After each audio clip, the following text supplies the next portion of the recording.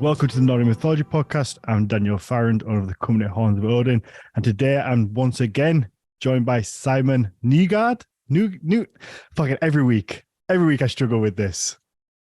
Close enough, then.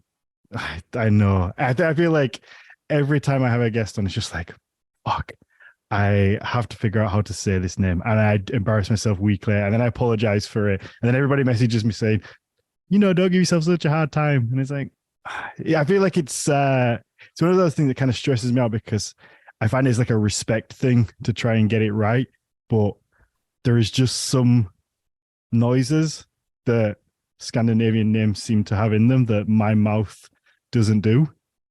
Yeah, and I apologize for that on behalf of my country and on behalf of my language, basically. I apologize for the Yorkshire mouth and our dialect, because we're very abrupt with everything. Anybody who's listened to me talk for long enough now, just we miss letters out, we're lazy, we just kind of very blunt sounding. That's close enough to Danish. Then we tend to swallow the last half of every other word. So okay, yeah, we just cut them off, especially T's. We're awful with T's. We just kind of forget they're not even there. H's, I'm from a town called Huddersfield, but we just say Huddersfield because we're lazy. No, it is. It's one of those things. Okay, Simon, do you want to just give a little introduction to who you are if people haven't listened to the first episode? Yes, I am an historian of religion working at Aarhus University. Also, occasionally I visit Uppsala University as a visiting researcher there. And at the moment, I'm working on a research project on Runic poetry and its performance kind of dimension from various angles. One of them looking at how an understanding of ritual can kind of help us understand what function, that's what I'm really interested in, what function runic poetry had in the Viking Age. Wonderful. Yeah. That's an overview. You forgot also Matthias's evil twin. We established that. I'm the evil twin of Matthias. Yeah, yes. I don't know how I became the evil one, but I don't mind. Yeah, no. How did that happen? Maybe we just added that bit in there. Yeah, probably.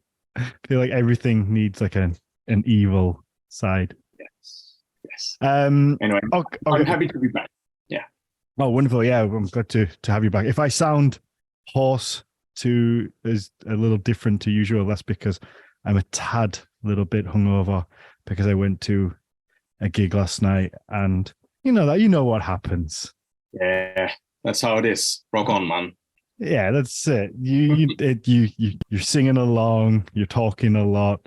It's not drinking a bit. You need to keep if you sing along, then you need to keep your mouth, moist. Is that the word? It is the word. It's not one of my favorite words, though. No, that's why I kind of hesitated, because it does have a ring to it. Mm-hmm. It's the correct word. It's just an icky word, I think. I don't know. It's just a bit like, ooh. But anyway. So, so I was like a metal gig. And we said, was it in the last episode or before you are in a metal band? Yeah, another passion that me and Matthias share is for black metal, and I'm in a black metal band, which of course is always relevant to mention to anyone who wants to listen or has to. But for this episode, it's even more relevant because I use my research in kind of building up the lyrical universe of this band, and use some of the runic inscriptions that I work with as inspiration, and as direct lyrics. The translations of the runic inscriptions function as a large part of the lyrics for the band, which is huge fun, a great way of kind of fun way for me, at least, to kind of to get some of my knowledge out there. So, what language do you sing? Are you the singer in the band? What's I your sing role? and I play drums. Oh, nice. And we're called Wolfas, and which is of course the Proto-Nordic word for wolf, found on some of the runic inscriptions from Blekinge, Stentoften stone, for instance. We sing mostly in Danish. Well, I do. Occasionally also in kind of old Danish, reciting some of the rune stones, the runic inscriptions there. Yeah. So do you use just Danish rune finds, or do you go wider and until now we've kept to Denmark. Okay. Yes, yeah, we have. Yeah. Is it how metal are the runic inscriptions? Not very. Sadly. No. Well, a few of them are pretty metal. Like the ones with curses on them, for instance, that, you know, anyone who drags this stone away or raises it in memory of another one is and then what we presume is a term for someone, which is not a very polite term, but we don't really know what to translate it with. It's called reti. Some people think it's like a warlock or something. But it's a derogative term of some form.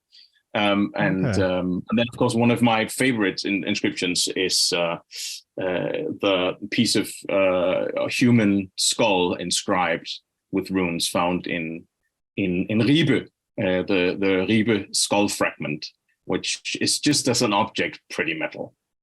Yeah, that's, you should have led with that one. That's the metal one. Yes. What does the skull say? It says Ulver and Odin and High Tyr. And then it gets a bit tricky. Several possible translations because, you know, runes are difficult to work with because either they're difficult to read or runic inscriptions tend to not do double letters.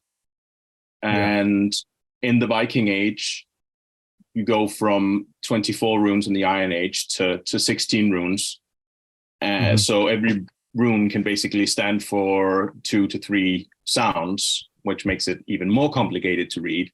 So it's, you know, I know that you like things that are complicated, and that's the reading of runes. It's complicated.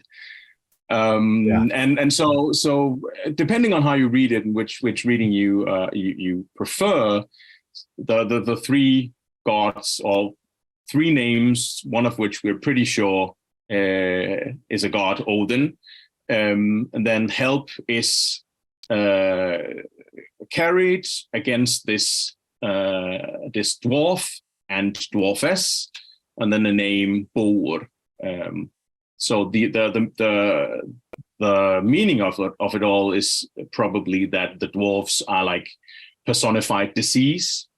We see like dwarves and elves in later medieval folklore and later folklore, and giants as well are sort of are creatures or beings that can be the cause of disease. And that's what we think that this is. So it invokes some gods to get help, or to help someone get rid of some form of disease, probably pain of some sort. It's been proposed that since it's a skull fragment, it's probably some form of headache.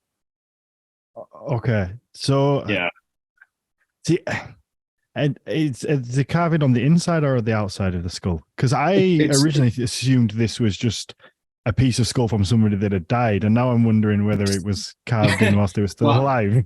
It's captivating and very alluring, but that's sadly not the case. It's written on on the inside of the skull, which is no, sorry, maybe on the outside. No, sorry, it's on the outside. Yeah, it's on the outside of the skull, and it's perforated from the inside. But all this has happened post-mortem. Okay. Yeah, and I think there's indications that the skull fragment is significantly older. Well, maybe not significantly, but older than the inscription itself. But basically, Okay. if that reading holds, then it's just a Viking Age rebus form of aspirin, right? Mm-hmm. Wow. So do you think that you'd give that to somebody with a headache, or can you speculate on how that would even work? So the fact that it's been perforated or when there's a hole, it's made people think that it was an amulet to be carried, to be worn, but it was inspected by a very skilled curator who looked at it in a microscope and said, well, there is no wear in the hole, so there's no indications that it's been worn on a string, for instance. And it was found, so because that would have been pretty cool, and also would have made sense, right? But it was found in a mitten, on a mitten. I don't know what the preposition is there. Among garbage. Okay. Yeah. So it's also possible that once it had been inscribed by whoever wrote the runes, probably on behalf of someone else, it was discarded. As we, for instance, we know that lead amulets that we often find in later in early medieval times, they have to be folded. So in order for the charm to work, or the curse, the magical piece of inscription, you have to hide away the inscription. Oh, really? And that would make sense in if you have a thing that you need to, a piece of human skull that you need to get rid of, then you can just throw it on a mitten and it's out of existence until 1400 years later. And that would be kind of the concealment that you would need for the magic to work, basically. Wow. So it would be a single use. Is that with most items like that? Would they be just a single use item? That's the assumption. Yeah. We have magical inscriptions on kind of on little sticks, for instance, similar to the ones found in the medieval Bryggen inscriptions from Bergen in Norway, small rune sticks. We have bones, and we have lead used pretty often, and then one. A few, at least one on parchment, in a manuscript. But that was probably written down kind of as an instruction for someone. So you can do this if you need to get rid of blood vessel pus. Also, yes. Yeah. But the fun things, one of the fun, getting into runic poetry is that this, or at least part of the rebus skull fragment, is actually metrical. So it's part of the runic poetry corpus. Okay, before we go on to the runic poetry, I wanted to ask: do you find when you're performing in the band and you're performing, I guess, runic inscriptions that clearly have or held some power, maybe still do hold some power. Do you find that comes through in the performance? Does it become ritualistic in any way? Because obviously that is also what you specialize in. Yeah, definitely. I think we briefly talked about that last time, and I'm not entirely sure that. Well, I'm not a particularly religious person, but Mhm. I don't have that kind of firsthand experience of a religious experience like that, kind of a consuming, uh, Mhm. personality altering, transformational religious experience. But maybe that is what comes closest, I guess. But I'm not sure that the content of what I perform has much to do with it, for me at least. Mhm. I think that, of course, it helps me create a more, I don't know, believable, not to me, but maybe to others, authentic kind of experience.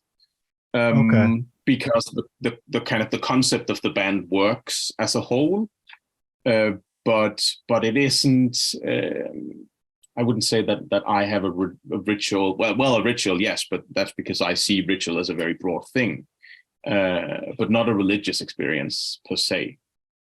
Mhm.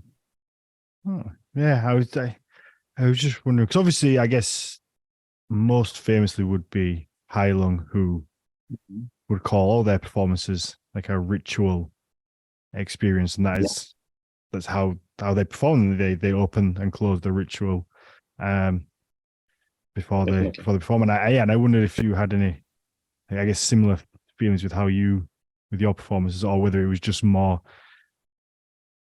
Now obviously. we're kind of we go for a more kind of a more punky, in your face attitude, Okay.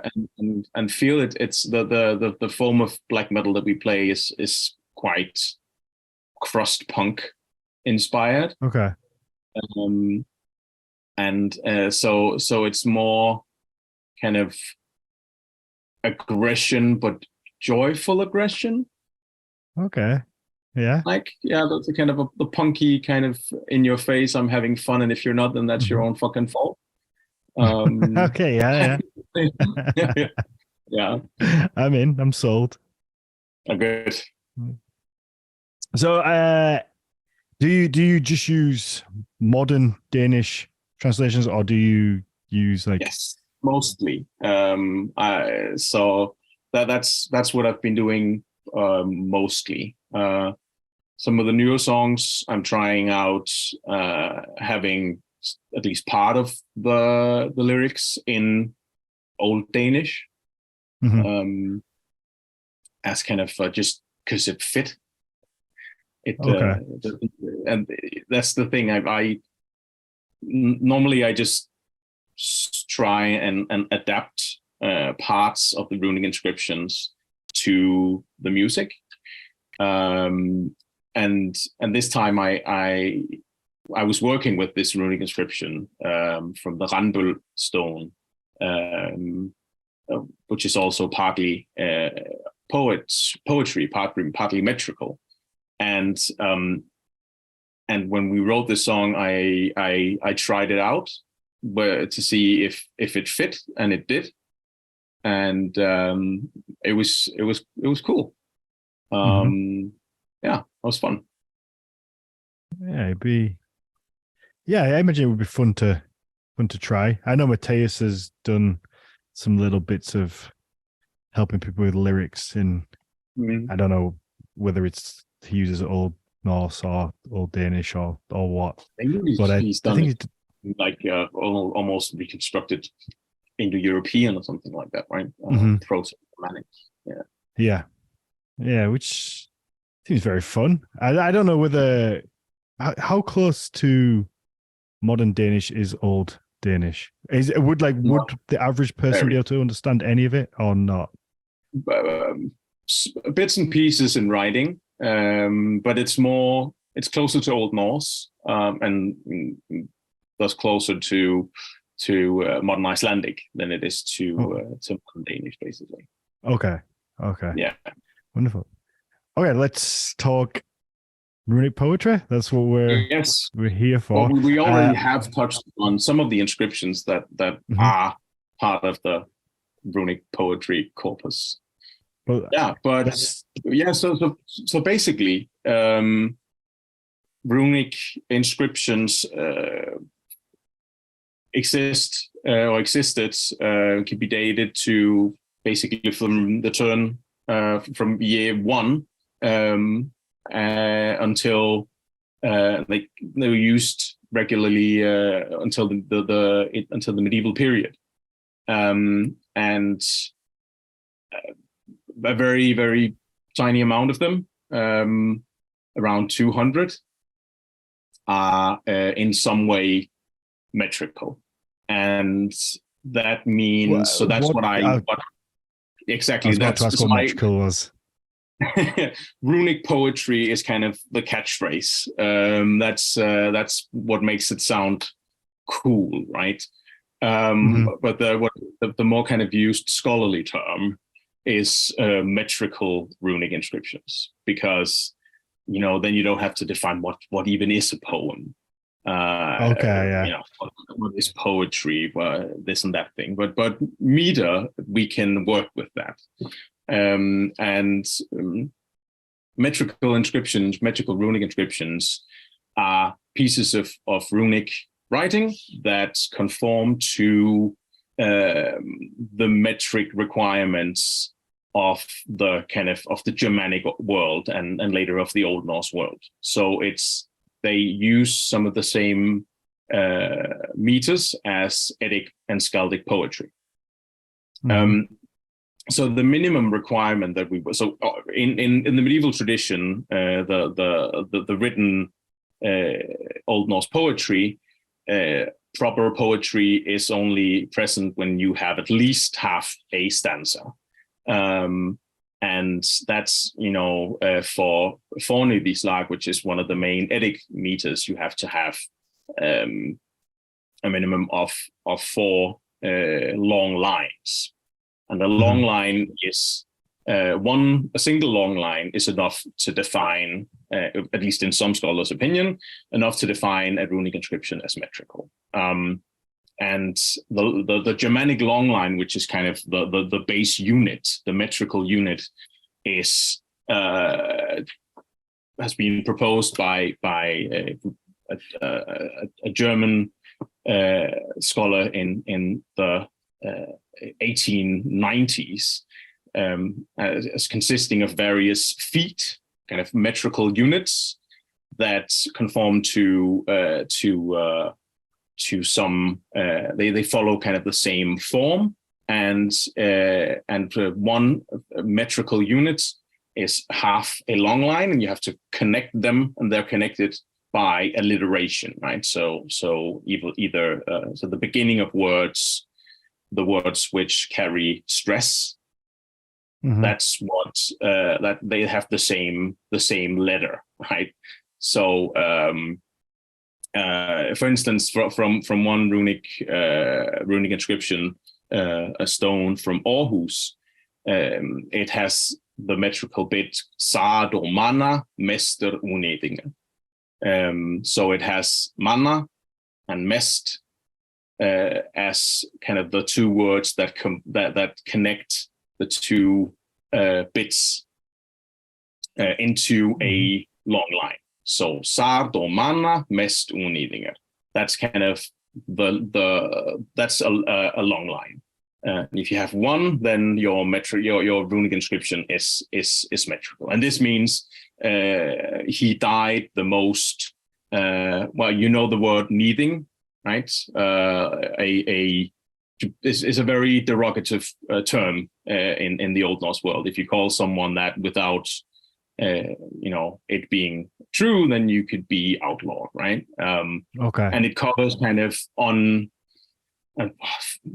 We don't have time to discuss the implications of the word needing, but it's basically a very, very bad thing to call another person. Has connotations of bestiality and kind of unacceptable behavior for the person which it's connected to. So if you're a man, then you're, for instance, accused of having had sex with a horse, or having been the passive part in a homosexual relationship. And that's behavior that's connected with that. So this is kind of one of the being a unidinger, is pretty much the one of the best things that you could be, right? Yeah. So one of the least, the most unvillainous, I think, is the English translation that's used sometimes.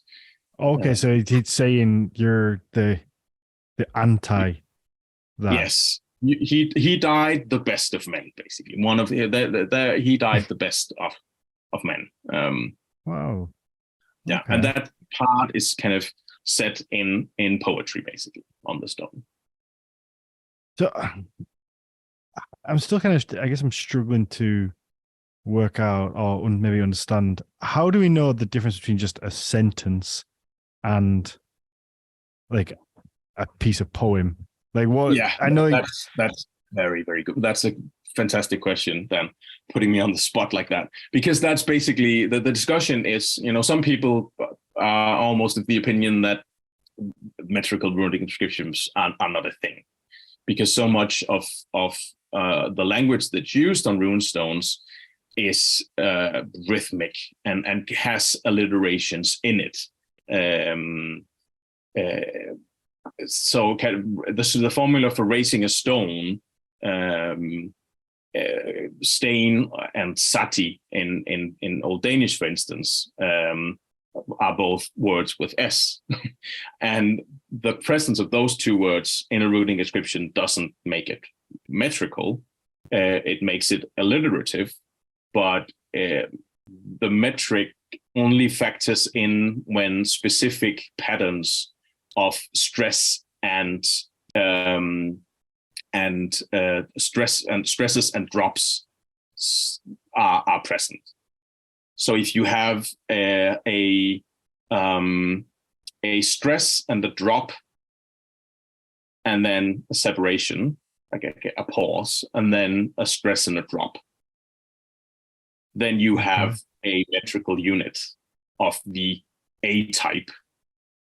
And if you then combine that with a sentence that has a drop and a stress and a drop and a stress, which is a B type metrical unit, then you have a long line.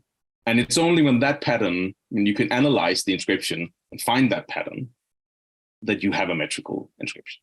And it's very difficult to understand for us modern Shakespeare infested people, because in our minds, poetry rhymes at the end, and that's it. Yeah, absolutely. And it follows. Maybe it follows kind of a Greek da-dun da-dun da-dun da-dun da-dun da-dun da-dun da-dun da-dun da-dun, or the opposite, da-dun da-dun da-dun da-dun da-dun da-dun da-dun da-dun da-dun da-dun. And then that kind of rhythm, that's what we can kind of identify as poetry in our kind of Western culture. That's poetry to us, and then spice it up with a bit of end rhyme. But that wasn't poetry in the Old Norse world. Poetry was different, right? It followed different culturally specific rules, and these were built up around the principle of the Germanic long line, which is this combination of metrical units into larger metrical units, then can be combined into even bigger metrical units. Then we then get these stanzas that we have in Old Norse poetry. So do you have to look at each one individually? So there isn't like a one size fit all formula that works every time? Do you have to kind of analyze every one and look at it and then decide based on? Yes. Ideally, that's the way to go about it. So there are 5 types of verse: A, B, C, D, and E, and then several subtypes, and they can be combined in, not an unlimited, because there are 5 and then the subtypes, so there are limits, but in very many ways. They can be combined in very many ways. And luckily, scholars have been looking at these inscriptions for a very long time and have kind of said, well, this is rhythmically formed, perhaps. And then we have a pretty good idea of which runic inscriptions that we can analyze and see if they are metrical. Mm-hmm.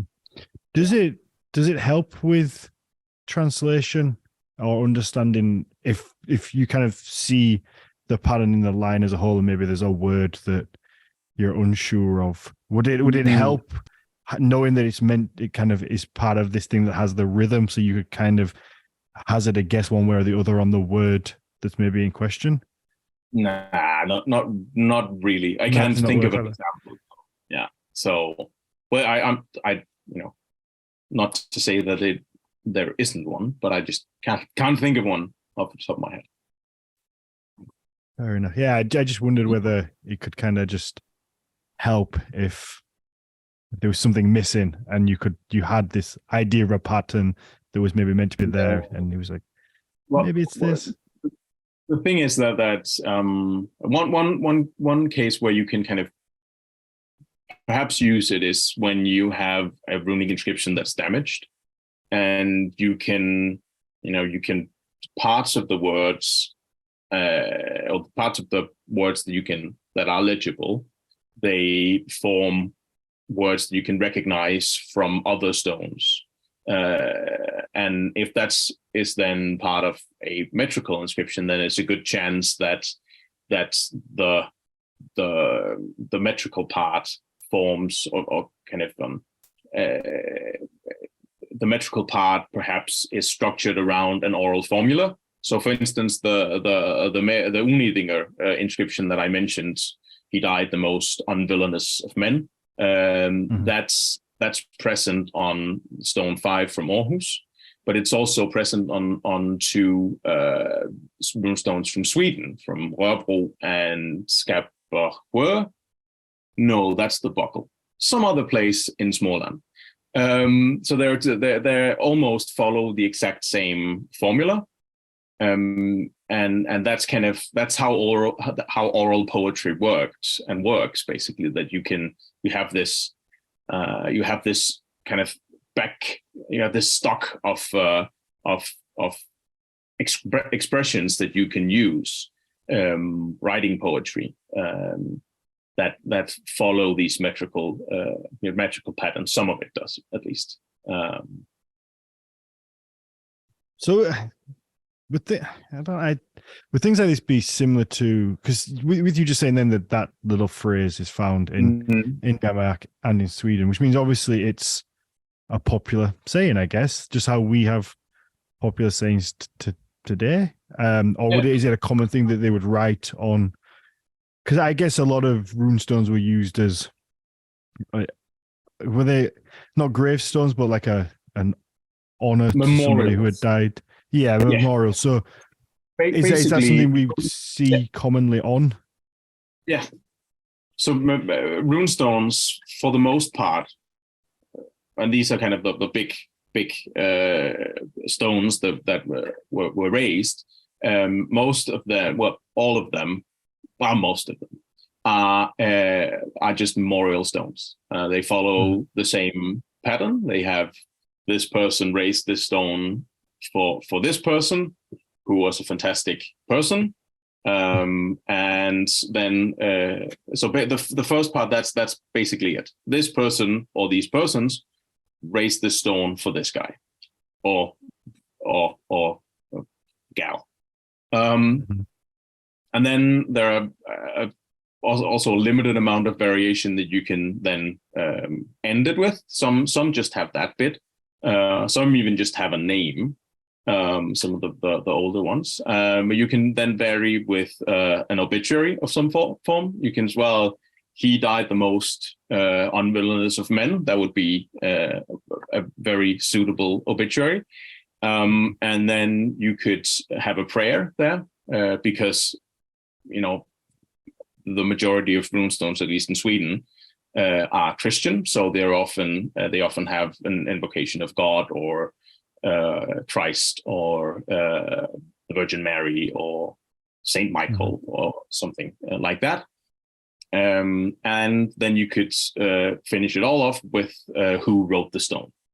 And that's basically what, I don't have a percentage, but most of runestones from the Viking Age, at least, follow that formula or a variation thereof.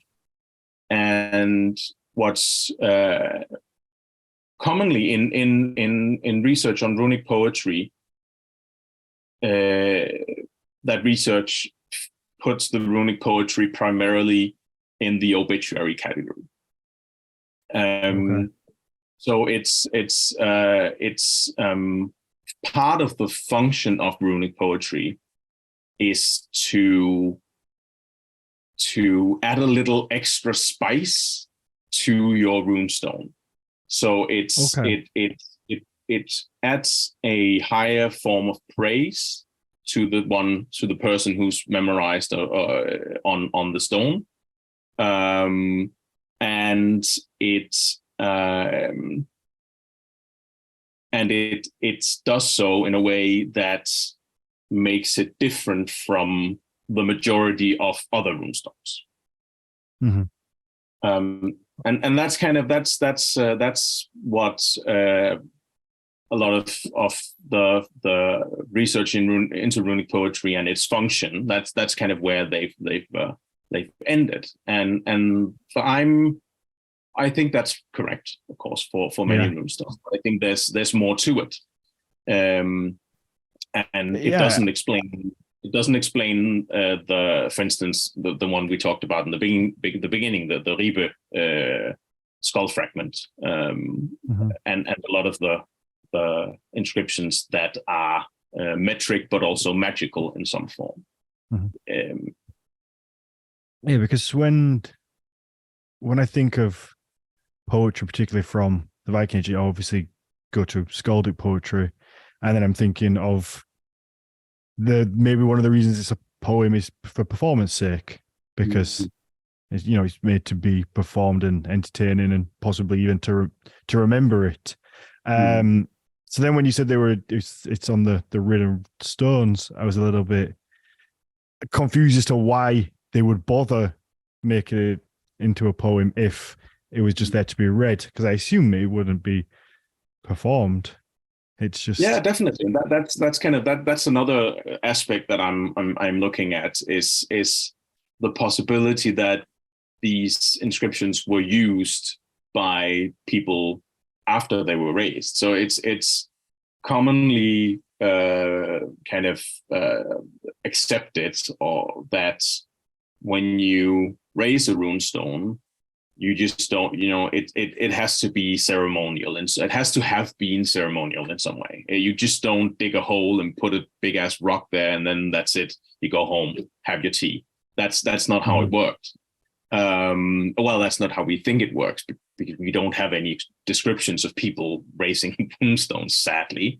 But we assume that there was some form of ceremonial or ritual actions, basically, and the placement of runestones in the landscape that makes runologists think that they had functions as kind of border stones, but also power display. So if you had enough resources to have a runestone made, then you were powerful, and that was a way of showing that. And they were often raised besides roads, ways of transportation, by bridges, near waterways. So they're intended to be seen. Oh yes, very much so. Yeah, they are. So I guess I'm maybe falling into the trap of comparing it to modern things. Whereas we put a gravestone up usually where somebody's buried, because that Yeah. and is that the same thing, or does it not really matter where the body is? It's just that this is a memorial, and that's why you would then put it by a road so people would see it. Exactly. There are very, very, very few rune stones that we can comfortably connect with contemporary burials. It was a very common assumption in older research that they were burial monuments, basically, and they were always, well, initially people thought that they were buried with people, and some runestones are, but not all. And then they were assumed to have been standing on top of a burial mound, and some are, but not very many. So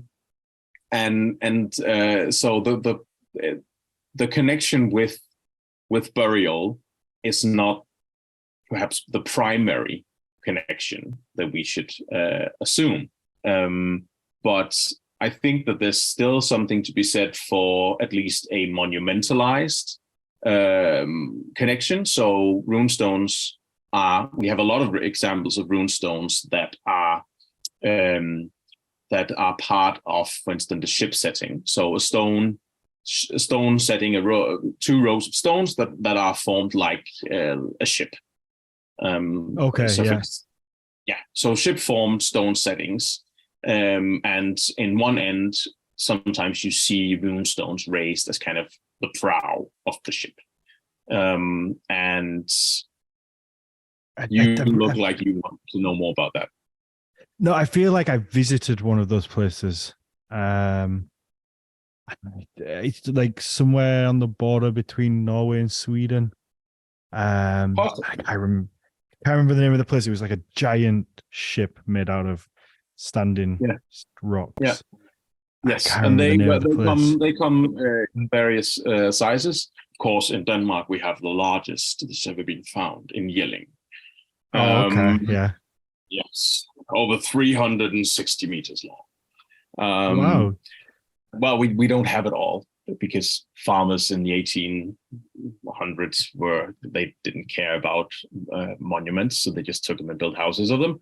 But we have some, and so I could talk on and on about the Jelling monument site, but basically one theory is that the small Jelling stone that's gone the old road for his Queen Thyri, that the theory is that it could have been standing in the one end of this huge stone setting, but we don't really know because someone built a huge bragging mound in the end of that. Well, Harald Blot and Harold Bluetooth, he built a huge mound just to show off. There's no one buried in the mound; it's just giant. It feels like runestones are just a giant flex now. It's just like this. I assume, because even though we have a lot of runestones, I assume that you had to be wealthy and of importance to be able to have one of these erected. So yeah, now it just feels almost kind of like a little bit of a dick move as well. Can you just imagine driving down the motorway and then there's just a big billboard of some rich guy who passed away, and it's like, he was a really cool guy. He did, he was the best, and it's just like, why is it there? Yeah, exactly. And it kind of continues into the Middle Ages with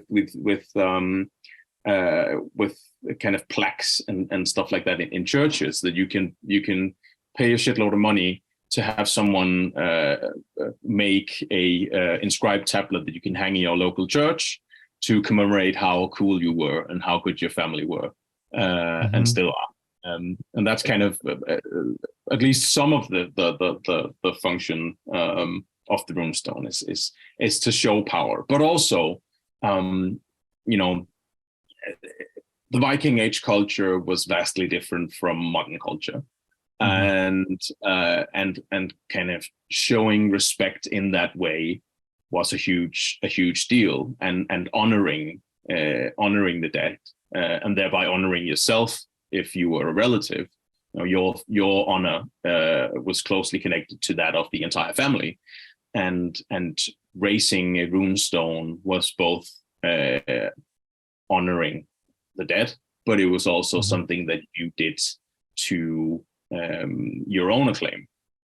I feel like it's the putting it next to the road or the waterway, or where, I don't know. I feel like that's just kind of like a big flex on, like, look what we can do. Look, we're going to put it right here, so you have to see it. It's not like, we're going to put it somewhere that they loved. Like people have benches made for somebody who's passed away, and it's like a memorial bench, and it's usually somewhere that they found picturesque or enjoyed to go, and you can kind of go and pay respect. But this is like, no, we're just going to put it right where you have to look at it. Yeah. That's a huge part of it, a large part of it. Sometimes it's combined, right? So, for instance, with the Randbøl stone that I talked about earlier, that I used this for the lyrics for one of the songs in the band. That's one of the only stones, at least from Denmark, that we can connect to a contemporary burial. It was raised on top of a grave. On top of a grave mound that was excavated in 1875 or something. So it was, done by the standards of that time. But there was a skeleton found underneath the stone. And it was a skeleton of a person that was no more than 30 years, probably female. But the only reason we think, that the archaeologists thought that it was probably female, is because on the stone, a female was commemorated. So the inscription has a man, Tofi, raise a stone in memory of his wife, who's called Thorgunnar. And that's basically it's an interesting inscription, but the metrical part is probably the most interesting, at least to me.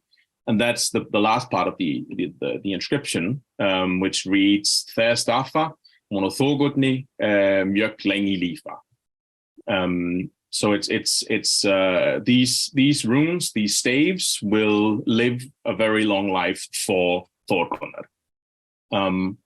And that's just a very kind of, I really think that's a pretty cool little piece of verse to have written for your deceased wife. That, I'm putting these runes so that your life can continue, way beyond the lifespan of anyone, basically. And we have the stone still today standing. We can read it, we can visit it, and kind of make that. It's kind of a self-fulfilling prophecy. Yeah, we're still commemorating Thorgunnar, looking at that runestone now. I think that's lovely. It's what's the phrase? A man dies twice, once when he dies and once when somebody mutters his name for the last time. It's something along those lines. And it's that kind of idea, isn't it? That it is. We're sat here in 2023 talking about the stone, so he's done his job. Exactly. Raised in sometime in the late 900s, early 11th century, well over 1,000 years after. It still does its thing. And kind of the fact that it's on top of a burial mound that we can, I would say, pretty comfortably connect with the inscription. That's pretty unique. And then the placement of it is pretty much a couple of 100 meters from the most used road north-south in Jylland, in Denmark, from the Iron Age until modern times, the Oxen Road. And that's it's placed, right there on top of a mound. Look at me. Yeah.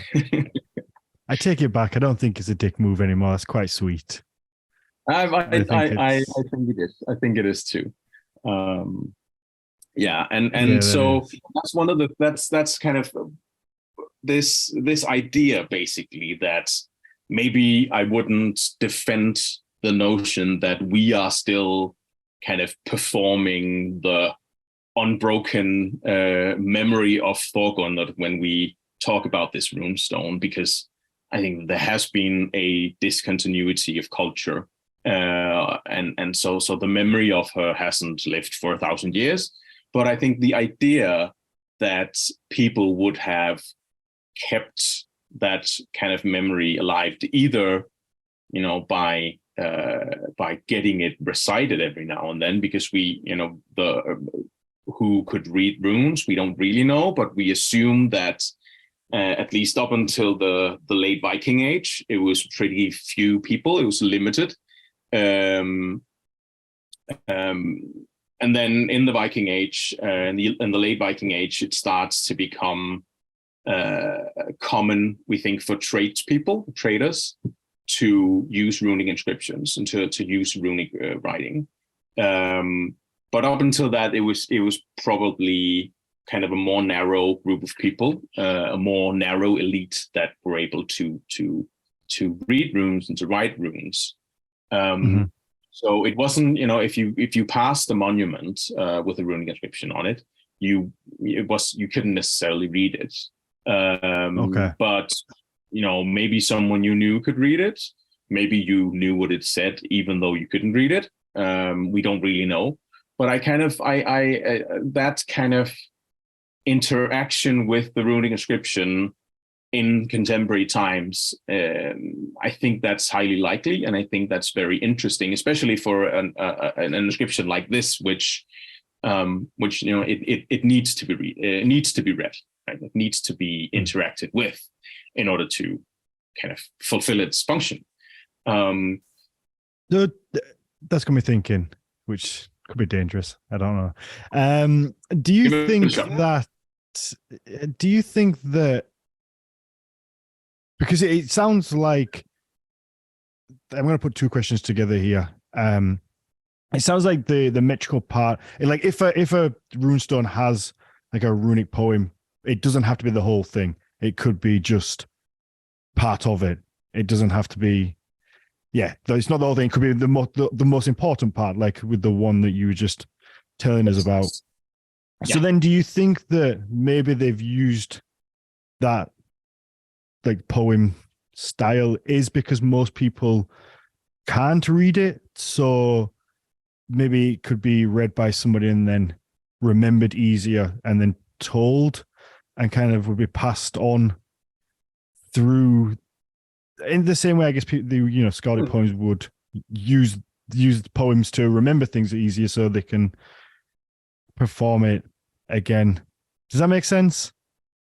Yeah, it does. I think part of it is like that. Even the runic inscriptions in themselves are not complex texts, right? The content of them, which as we just talked about, is pretty limited. If you know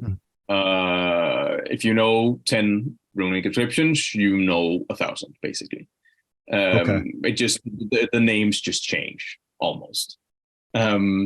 And that that's very simplified, but it's not because understanding them is not the necessarily the difficult part. But so I'm not sure that it holds 100%, but the metrical parts of the runic inscriptions that are metric are often very central to the inscription, and that's for the ones that are completely metrical, which aren't very many.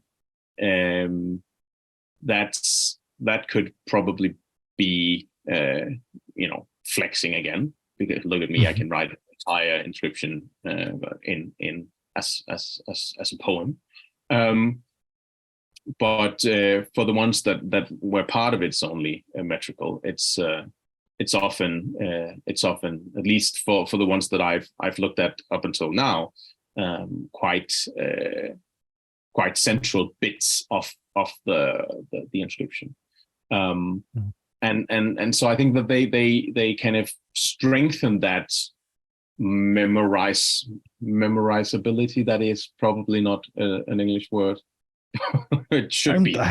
I mean, I know what you mean, so we can just pretend exactly it is. that. So I think what you're getting at, partly at least, is that it's easier to remember something that you can put into a meter. It's easier to remember a poem than it is. And to then I remember guess easier to then be passed on to the majority of people who can't just read it. So it's, it's kind of one of those things where you have something and maybe you don't understand it, but everybody knows what it says because you just do. You say, you get told as a kid, like, oh, that over there is for so and so. You just kind of know it. You never have to go and read it. And plenty of memorials are like that. I think most people in their little town or village will have a memorial to somebody or something, and you just it's just is you most people probably don't even have never gone up and read the little plaque. It's there, but you just kind of from being told. Exactly, and that's so there's this theory about memory and how people and how groups remember things and keep in remembrance.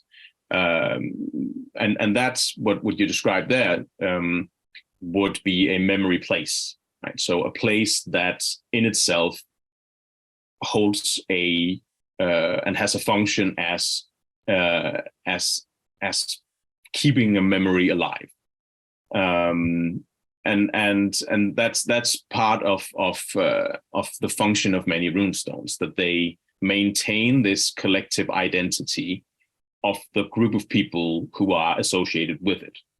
At the very least, the family, but the wider kind of village, for instance, as that's kind of similar to what you describe here, that they may not have known exactly who was memorized or who was commemorated, on the runestone, but they know that there was someone important and that it's there, and that's what it does, right? So runestones are also these memory places, and they memory places can shape and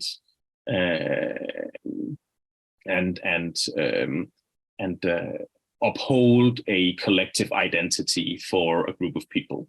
So they're part of they can kind of keep their collective memory, their collective identity coherent in some way. And that's also very much what some of these runestones do. Do we know how the process behind how these were made? And I guess to expand on that, it's you said if you've read 10, you pretty much know what they all say. And is that because the stone carver would have, let's to simplify it, would have like a little book of or an idea of like these are like these are the things that we put on here that commemorate, and it's a nice way to say it, and we can have it as a metric. And he's got like a little catalog almost of things. Or do you think you would have somebody in the area who would create it for you? Because it's a skill as well to, I can't write a poem, not one that I want to put on an expensive runestone. And that's really interesting, because actually part of the project is also to look at the rune carver and what it means for the rune carver to be able to compose poetry, in addition to the fact that this person can also read and write runes.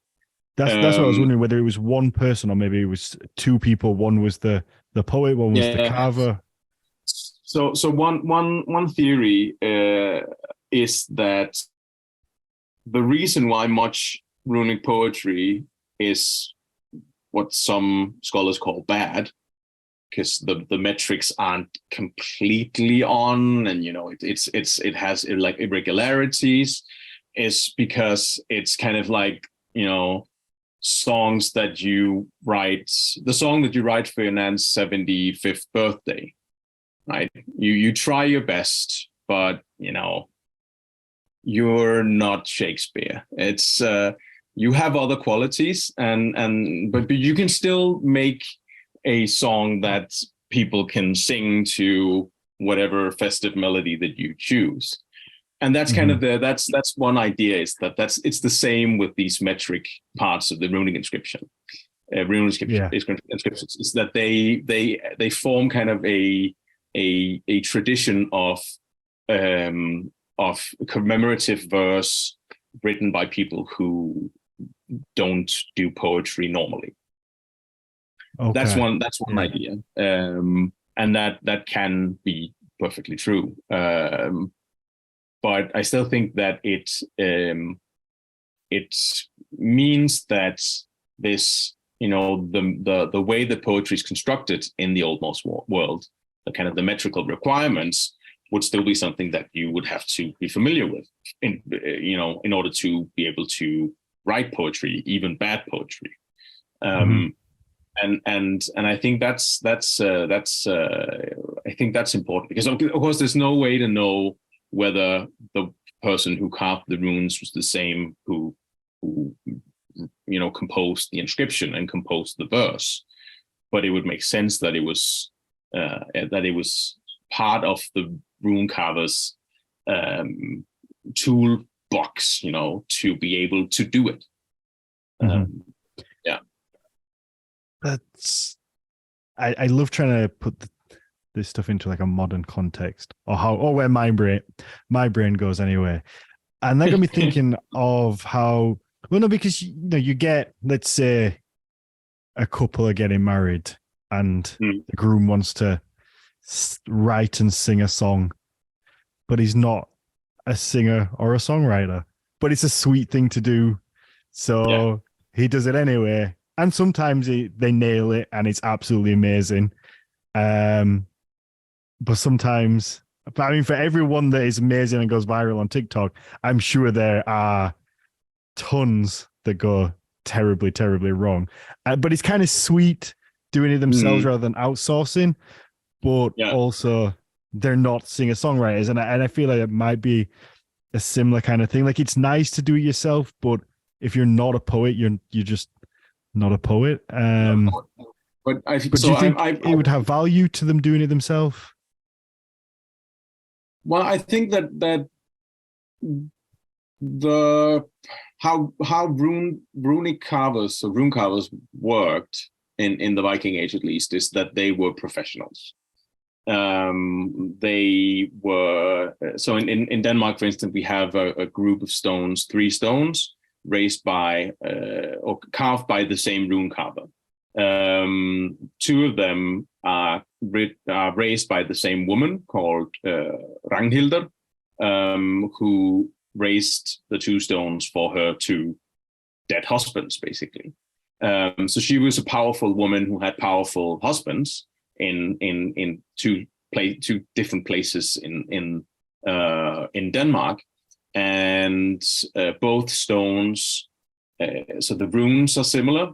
And the composition of the stones also similar, and they both carry this curse that I talked about in the very beginning, that if you raise this stone for anyone else, or you remove it, then horrible things will happen to you. Okay. And that guy is mentioned on one of the stones. He's called Soti, and he was presumably associated with that woman and her kind of family. So we have in slightly very late Viking Age in Uppland in Sweden, a guy called Öpir, who was a rune carver and who carved tons of rune stones. In the small university park in front of Uppsala University, there are, I can't remember how many stones, but there are maybe 15 or 20 stones that have been collected from all over Uppland and raised in the university park. And he's written a lot of them. He's carved a lot of them. This guy called Papier. Okay. And so it was professionalized. It was something that's, of course, not a full-time profession, because not much else than being a ruler or a farmer was in the Viking Age. But it was something that he did as a job. It was a skill, like being a smith or being a leather worker or whatever. And with, as with, for instance, smithing in the Viking Age, being able to transform things into other things was very highly regarded. And it was something that carried ritual connotations. I recently talked to Terry Gunnell, professor in Iceland University. I think has he been on the show? Yes. Yeah. There's a fantastic guy. And he said that, well, try to imagine that you're a Viking Age warrior. You prefer the spear. You have a fantastic spear, but you have a problem because you always lose it in battle, because when you throw it, it's very hard to find again, or at least it has the potential of going missing. But if you then get someone to inscribe your name on the spear, you can find it again. So it's like when your mum put your name in the back of your school jumper. Right. But only this is in an oral culture where you've never seen writing before, or you've only heard tell of it. And now you have runes on your spear. We have inscribed spears, so that's why I'm giving you that example, right? So it's like a magic recalling charm, right?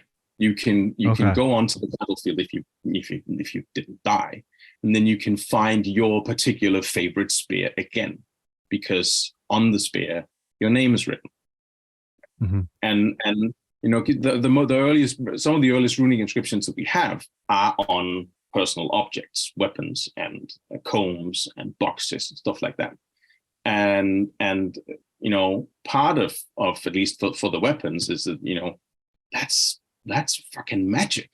Being able to find something in a heap of other similar weapons, you can find your spear again. And of course, it isn't the only identifying marker, right? You can have artwork on it. You can remember how it looked. But having runes written on it was something special, right? And that being able to produce that. Oh, sorry. No, I was going to say, would they be able to read their own name?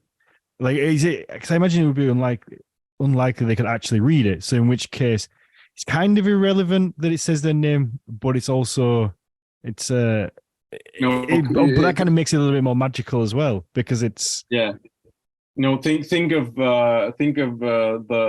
the trust you place. If you like modern examples, modern parallels, the trust you place in the tattoo artist who tattoos Chinese writing on your arm.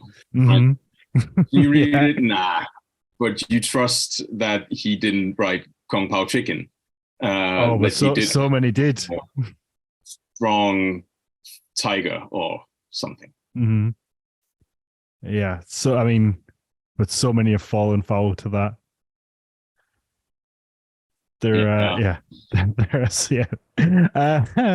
But that's probably the same with it must be the same with runes in modern time as well, because you see so many people asking for translations of runes on different Facebook groups, and there must be tons. I get those emails as well.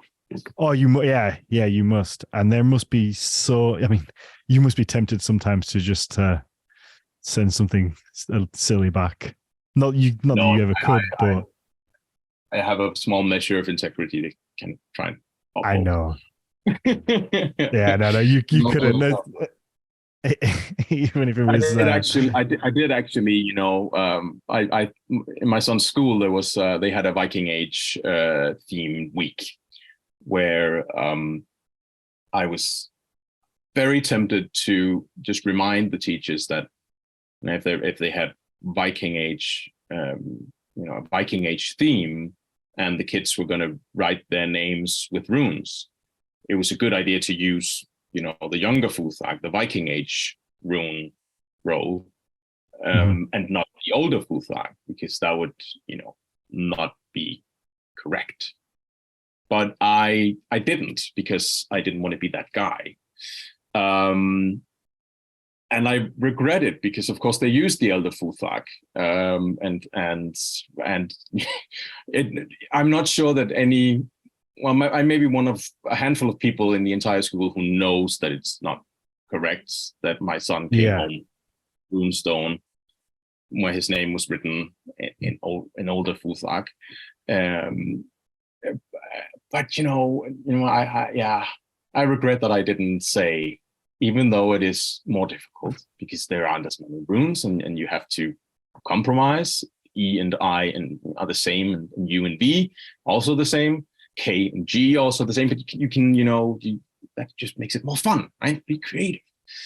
But I didn't, and that's how it is. I did give them a small give a small talk to the first graders about Old Norse mythology, and oh, nice. That was a lot of fun. But I didn't play the professor with the raised finger saying, "Did you know that actually?" No. I imagine you were the cool teacher. Well, I think I am. Yeah. You've got tattoos and a beard and stretchers, and you're in a metal band. My teachers were like that. Nah. Yeah, I try to avoid the tweet university lecturer look. Not that there's anything wrong with that, but it's not for everyone. No, it's not. It's not. It's refreshing to see otherwise. So to go back to a question that I had before, yes, and I think I touched on it briefly, and I just wanted to kind of expand or maybe even clarify what I meant. Do you think that the carver, there would ever be interference from the person raising the stone, in a sense that if these are mainly done by wealthy people, I guess there would be some reasonable. It would be reasonable to maybe think that they could read and write in runes. Yes. So is it possible that they would then interfere with, and kind of like, this is what I want. I want it to say this, and they would give a phrase or a little metric sentence or a couple of sentences, and then the person would have to carve it? Or do you think it would be pretty much all down to the rune carver? Well, in the end, it would be down to the rune carver, but if you don't do what the customer asks you to do, then maybe you don't get customers in the future, right? That's at least how it works nowadays, right? In some professions at least. But of course, if there were if the sponsors of the runestones could read runes, then they would of course have a say in it, and some could also raise runestones themselves. This guy Soti, for instance, he raised a runestone for his brother, and we also have examples of so it's fantastic, a Swedish runestone from Fyrby in Sweden, which is basically a block of cliff just lying in a woodland area, and it's inscribed with runes, and it says that the two brothers, who by the way were the most the arenaster men, are Midgardi, the most rune knowledgeable men in Midgard. The first mention of that word, coincidentally, raised this runestone, or not raised, made these staves, because they didn't raise the stone. It was just there. They wrote the runes on it. So they made this inscription in memory of their father. So that's an example of the sponsors and the carvers being the same person. So would they call them? Oh, I'm sorry, you finish. Stop. No, would they call them runes then? Because you said on 2 inscriptions they referred to them as staves. Is that how they would refer to the runes? I think so. Now, we talked about my emotional support books in the beginning, and I have one of my emotional support books with me in such a case, because I can't remember, but I can find out for you here. Thorstein. No, that's not the one. We did joke before as well how you never have to grab your books, and I was like, I'm going to come up with a question where you have to look in the book. And now I did, and it was they do call them they do call them staves. And one other interesting thing about this stone, which is also metrical, right? Of course, it is that all of the runic inscription is metrical, and it uses the first person. So the stone or the inscription is the one who's talking. So it says that I know that Halstein and Holmstein, the brothers, the most rune knowledgeable men in Midgard, they placed this stone and these many staves, these many runes, after their father Freystein. So it's a pretty cool inscription. It's one of the only we have like maybe 15 tops, 13, 14, 15 examples of complete stanzas of poetry in runic inscriptions, and fewer that are just kind of metrical all the way through. But it's really interesting, this one, because it talks. It talks to you. It's has agents. So do we find rune poetry on other items? It seems like, I'm guessing the vast majority is on rune stones, but you mentioned before the little skull fragment is exactly metrical. So how many other items do we have? So we have mainly rune stones, but then we have we have these bone fragments, for instance. We have the Ribe skull fragment. We have a rib bone from Sigtuna, which is also inscribed with a metrical inscription. We have pieces of wood. We don't have very many because the preservation conditions have to be pretty good in order for them to survive. So we have one which is a fantastic inscription from Schleswig, from in northern Germany, which is about 10 centimeters long and 1 by 1 centimeter little stick that's inscribed on all 4 sides with a poem, a rune poem, a stanza in Fornidi, in Jodahaut, one of the other main Eddic meters, and it's very hotly debated, well, as hotly as anything can be debated within academia, whether this is a curse or a charm or just a joke. Because it's the inscription mentions that this wealthy or powerful young man carved runes on this piece of wood, and then it says that the Aesir in the days of yore, and then has a part of the inscription that doesn't make sense. It's just weird words. Hutlar og butlar, hullar og bullar, which is kind of in Scandinavian language we have, or at least in Danish we have hulder til bulder, which is kind of a way to describe mess. Like it's everything is just laying in the hulder til bulder, like a big old mess. But this is maybe either an onomatopoeic word, like it describes a sound that's intended to be, produced by the inscription, or it's would be called a voces magicae, just a like abracadabra, a nonsensical phrase that has magic described to it. And then it's the last piece or last bit of the inscription is may your ass speak as your stomach. Okay. And yes, and that's why people are like, okay, this has to be a joke.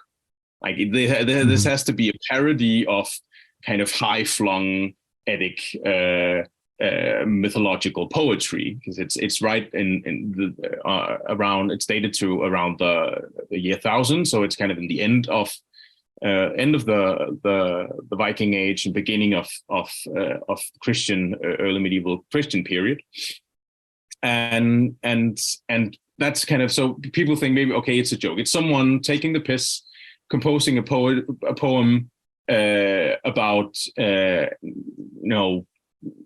about farts or something like that, invoking the gods, and then talking about farts. Maybe what if it was actually a really serious? I guess that's the thing, because that's the other possibility. One of the other possibilities is that this is a diarrhea curse, right? That's I bring upon you a very serious case of diarrhea. Which I guess, is laughable today, but it was probably very serious at the time. Yeah, if you could die from that. Dehydration is a real problem. So that's one. But the meaning of that last phrase,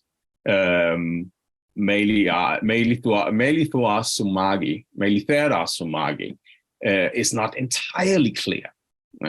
May your ass speak for you as your stomach. But what does that mean? Yeah, I can't even guess as to what it means. No, when your stomach speaks, it rumbles, right? And bubbles even, maybe. So that's the farting in interpretation. That's you may have a serious bout of farting. So you don't really know, but it's an odd one. That is very odd. And that's written on stone. That's not written on stone. That's written on wood. And then we also have lead as a common material as well. We lead and copper and other forms of metal. We have for instance a copper amulet from Sigtuna in Sweden, which invokes the god Thor to conquer a giant, to cure wound fever. So some form of fever caused by blood poisoning or something like that. And then it goes on. The last part, the one that's the kind of the first part of it. The first, it's two-sided. The A side is the one that calls out the giant as the cause of this disease and invokes Thor to cure it. And then it gets weird. It speaks about 3 desires and mentions someone either called Ulver or which is wolf, or it's weird. It's something about 9 steeds as well, and it's a weird inscription, which is possibly metrical as well. So So it seems, I don't know, I get the feeling that when something has high importance, then it becomes metrical, or they try and use that form to give something some sort of gravitas, I guess. Is that And accurate? at least many of these inscribed objects that aren't stone um, tend to have what in the project I call it a crisis function. So it either inflicts a crisis onto someone or it averts a crisis for someone. Okay. So these healing charms, for instance, are kind of apotropaic, horrible word, magic charms, like magic charms that prevent something from happening or better the situation in some way. And we have curses which also are a form of crisis. They inflict a crisis upon someone. For instance, the possibility that this the Schleswig rune stick is a curse for someone to fart eternally or have a violent case of diarrhea. But it could also be a cure for someone who's very constipated. So it has both options there, as we talked about. And a lot of these inscribed objects that are metrical seem to fulfill that function. But again, they are a very tiny portion of the runic inscriptions as a whole. Wonderful. Okay, let's wrap this up. Is there anything you feel we need to know? Anything we've missed? Anything blatantly obvious? No, I don't think we could have probably talked a bit more about ritual, but we spent all last time doing that. But of course, needless to say, these magic, the curses and the healing charms are a form of ritual. And I think that carving the runes and composing a runic inscription is a ritual act in some way, not necessarily religious, because as I see ritual as a form of a category that encompasses both religious and non-religious acts. So carving and raising a rune stone is a form of ritual act. But I also think that composing the poem, composing the metrical part, adds a layer to that. It adds another layer of ritualized behavior, and in the very least, in the sense that as performed texts, which we talked about, like as recited texts, the recitation is a form of ritual. And a recitation of a text that mentions a deity or another form of otherworldly being claims knowledge of another world, right? And in that sense, we can see it as a form of sacral text, a form of text that has a place in the religion of these of the people who used them. So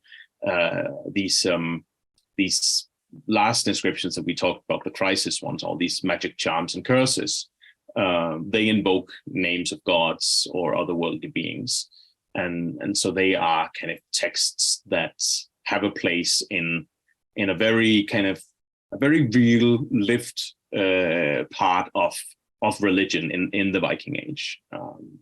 And that's something that I'm pretty excited about having, getting to work with on a daily basis. Yeah, wonderful. I mean, Simon, you're welcome back anytime as well. And we can go into depth of everything that you're ever working on. I always enjoy talking to you.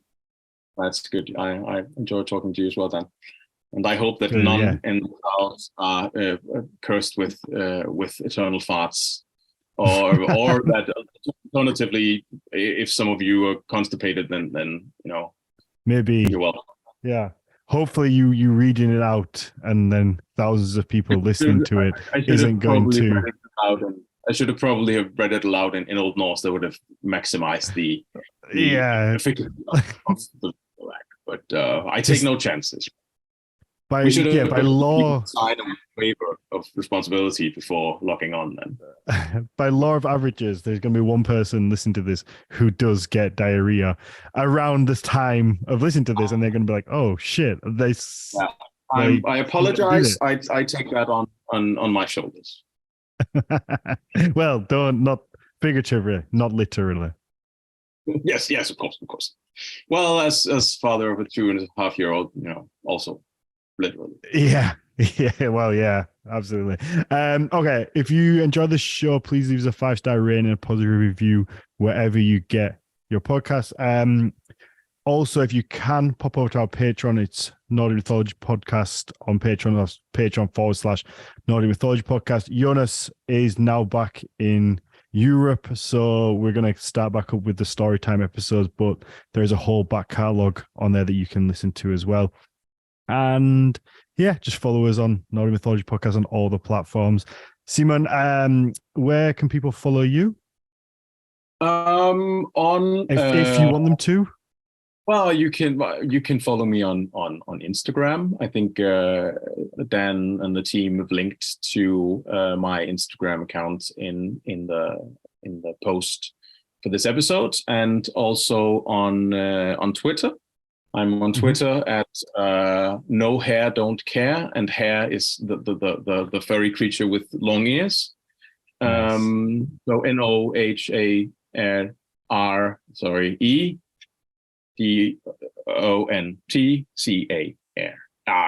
Holy shit. That was my Danish shining through. No hair, don't care. Not on the head, but the furry creature, right? The rabbit-like animal. Yes. Wonderful. Okay, have you got 15 minutes to just do some Q&A with the patrons? Definitely. Perfect. Yeah, so that's another perk for those of you still listening. The on the Patreon you get to ask the guests the Q&A. So after every episode we do a Q&A episode, and you can either submit your questions before or watch the show live and ask your questions based on what's been discussed in the episode, and they tend to be a lot of fun. So that's another little perk for just popping over onto Patreon, and it starts from £3 a month, so it's affordable. I think it's affordable. I'm sticking with it. It's affordable. Go and do it. Perfect. Thank you very much. Let's answer some questions.